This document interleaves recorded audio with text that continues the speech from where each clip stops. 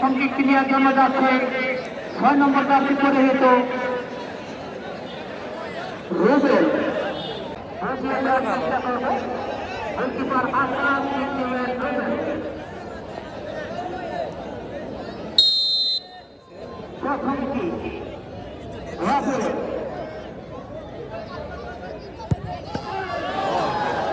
এবং গোল। প্রথম কিকটি গোল করলেন।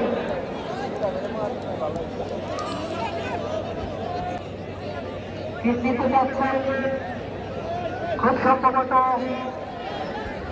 ভাইয়া আমাদের দেখা করে যাবা যেই যাবা।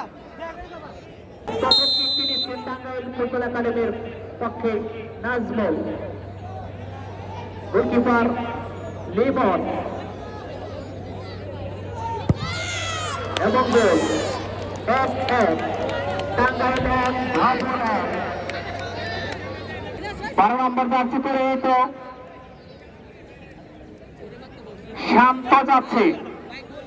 শান্ত কিক নেওয়ার জন্য যাচ্ছে দ্বিতীয় কিক নেওয়ার জন্য ভারপুরের পক্ষে শান্ত কিক নেবেন।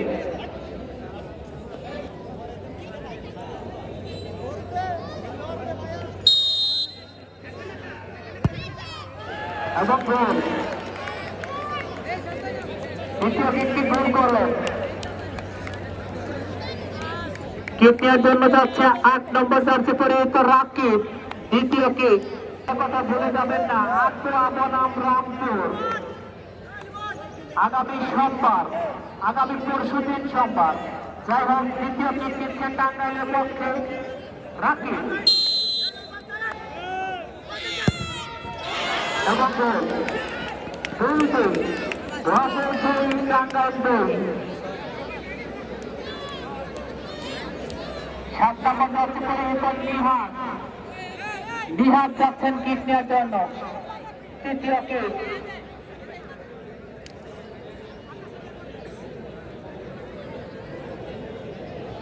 একেবারে আমার মনে হয় মঞ্চের যারা অতিথি রয়েছে তারা সকল দর্শকদের ধন্যবাদ জানাচ্ছে মনে মনে, যে পরিবেশটি তারা বজায় রেখেছে। আজকে কিন্তু ভলেন্টিয়ারও নামেনি মাঠে, সুতরাং দর্শকরা ধন্যবাদ করে নিহাদ।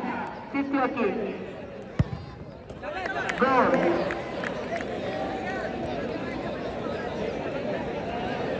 দর্শকদের আন্তরিক ধন্যবাদ। 5 নম্বর জার্সি পরিহিত আকাশ যাচ্ছে কিক নেওয়ার জন্য টাঙ্গাইল একাডেমির পক্ষে। তৃতীয়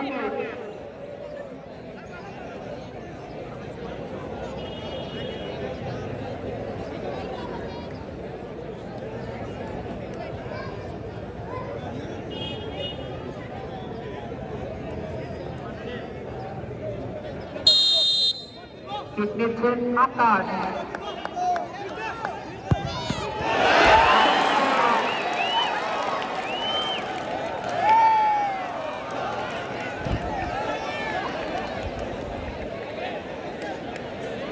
ভারপুর 3 টাঙ্গাইল 2। 3টি করে কিক হয়েছে।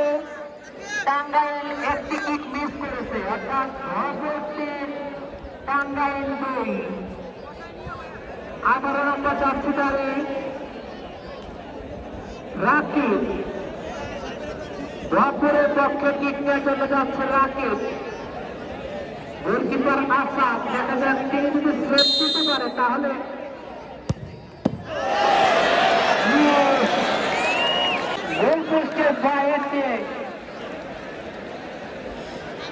রাকিব যে কিকটি নিল, এটি যদি গোল করতে পারে টাঙ্গাইল তাহলে সমতা থাকবে, সমতায় ফিরে আসবে। এটি যদি গোল করতে পারে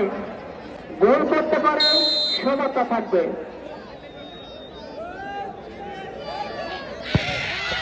এবং গোল 3-3 ভারপুর 3 টাঙ্গাইল 3। 4টি করে কিক হয়েছে, 1টি করে মিস করেছে উভয় দল। 1টি করে কিক মিস করেছে, অর্থাৎ টাঙ্গাইল 3 ভারপুর 3। 4টি করে শট হয়েছে। নয়ন ভর্তি খেলোয়াড় হিসেবে নেমেছিলেন। কিক, ফিনিশিং এর কিক, একেবারে মোনাজাতের কিক গো।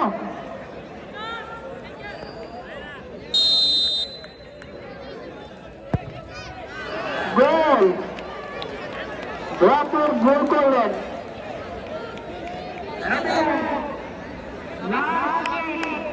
এই টিম যদি সেট দিতে পারে তাহলে ভরপুর জয়ী হবে, আর যদি গোল করতে পারে তাহলে খেলায় টিকে থাকবে, সমান সমান হবে, একটি করে কিক বাড়বে। একেবারে গোলকিপার লিমন তার খেলোয়াড় একটু বসে যান,